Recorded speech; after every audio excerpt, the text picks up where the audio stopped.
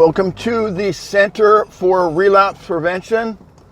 This is AKA TGIF.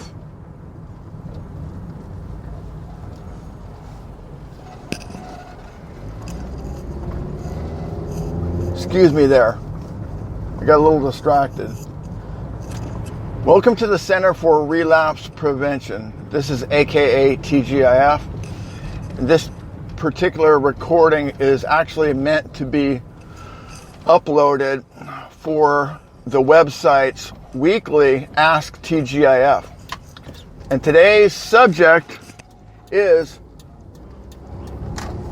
identifying many of the important contributing factors why some people succeed in addiction recovery while others struggle to find the answers that they need to stay sober.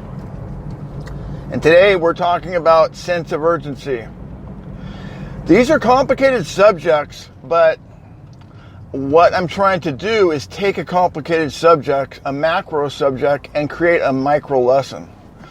And I have not a unique technique, but I'm trying to use as simple of a technique to make it easy to understand so people can actually put this to use.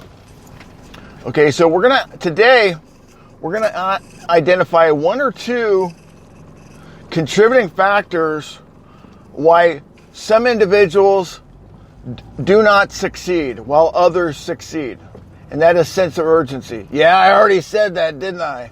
So let me paint a picture, maybe tell of a typical scenario where an individual has left treatment or completed treatment and is participating in voluntary aftercare, where they've transitioned from the treatment center and inpatient treatment to sober living or a halfway house, which is the first step in aftercare. So here's what typically happens. Let's take an individual who voluntarily went into addiction treatment, inpatient rehabilitation. Typically what happens is that their life was unmanageable, drugs and alcohol, and their life had become unmanageable, and sometimes they have an intervention performed on them.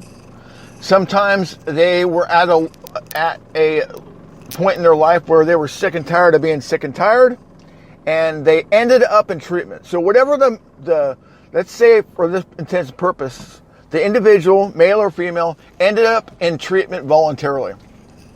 So what happens is they go through detox, and then they go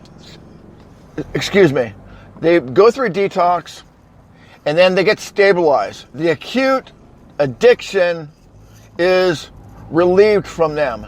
So they start to put together 2 weeks, 3 weeks, 4 weeks sober. The brain fog starts to lift, and their brain function starts to return to normal. It takes a long time to return to normal, but it starts. And immediately what happens after an individual has been in treatment for several weeks is they start to feel good. Some people call that the pink cloud. Some people just call it a relief from the addiction. But so they have a sense of urgency, and they have a new willingness because they've been so miserable under the hypnosis or under their brains being hijacked by drugs and alcohol. They were living just miserable existences, and so now they've